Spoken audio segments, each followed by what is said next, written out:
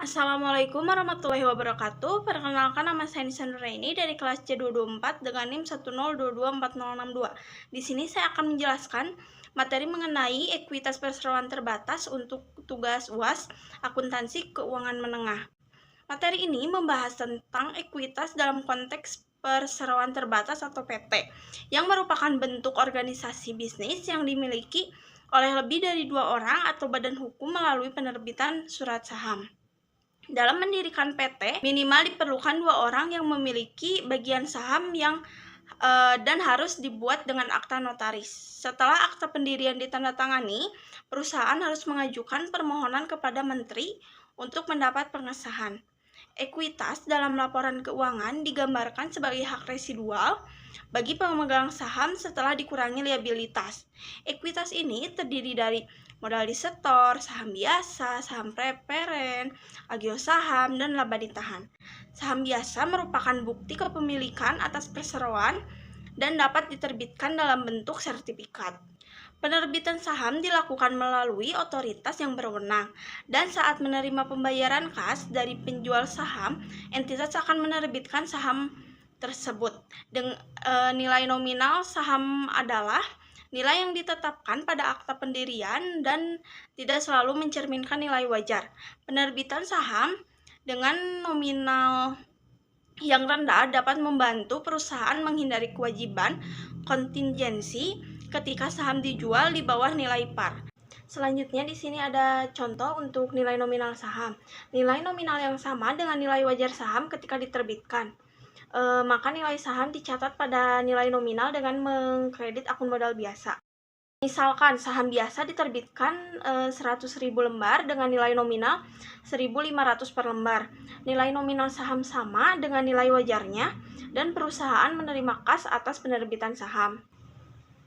Untuk jurnalnya kan di sini ada kas 150 juta di debit dan saham biasa di kredit sebesar 150 juta. Nah, yang kas ini 150 juta dapatnya dari saham biasa yang diterbitkan kan 100.000 lembar dengan nominal sahamnya 1.500 per lembar, jadi 100.000 lembar dikali 1.500 per lembar, jadi hasilnya 150 juta.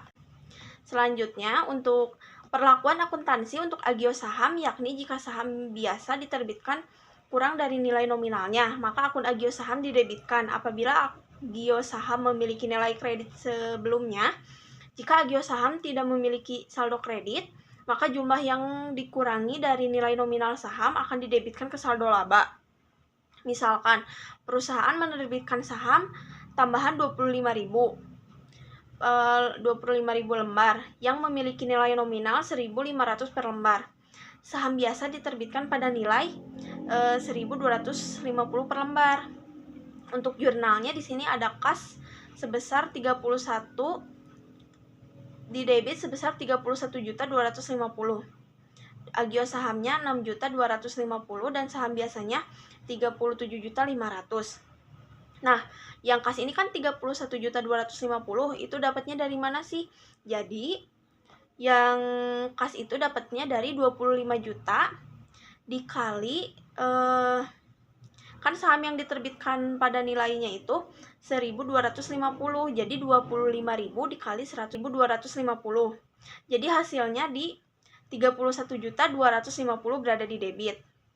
Nah, yang saham biasa itu kan 37.500. 37.500 itu dapatnya dari 25 lembar, 25.000 lembar dikali sama memiliki nilai nominalnya itu 1.500 per lembar. Jadi 25.000 dikali 1.500 per lembar. Jadi hasilnya 37.500.000. Nah, kan saham biasa sama kas itu ada selisihnya. Selisihnya itu berarti 6.250. Jadi ininya dimasukinya ke agio saham 6.250 di debit. Yang ketiga, perusahaan mencatat agio saham pada sisi debit untuk menerbitkan saham di bawah nilai nominalnya. Saldo agio saham menjadi 43.750. Dapatnya dari mana sih? Dari 50 juta dikurang 6.250. Jika agio saham tidak memiliki saldo kredit, maka selisih dicatat dengan mendebit saldo laba 6.250.000 dengan mencatat ayat jurnal. Untuk jurnalnya di sini kan ada kas di debit sebesar 31.250.000. Nah, saham biasanya kayak yang di contoh kedua itu sama 37.500.000. Nah, kan ada selisihnya. Kalau yang tadi kan dijadikan agio saham. Kalau yang sekarang menjadinya saldo laba. Jika agio saham tidak memiliki saldo kredit, maka selisih dicatat dengan mendebit saldo laba 6.250.000. Saham biasanya tetap seperti tadi, 37.500.000. Segitu saja materi yang dapat saya sampaikan. Mohon maaf apabila ada kesalahan. Wassalamualaikum warahmatullahi wabarakatuh.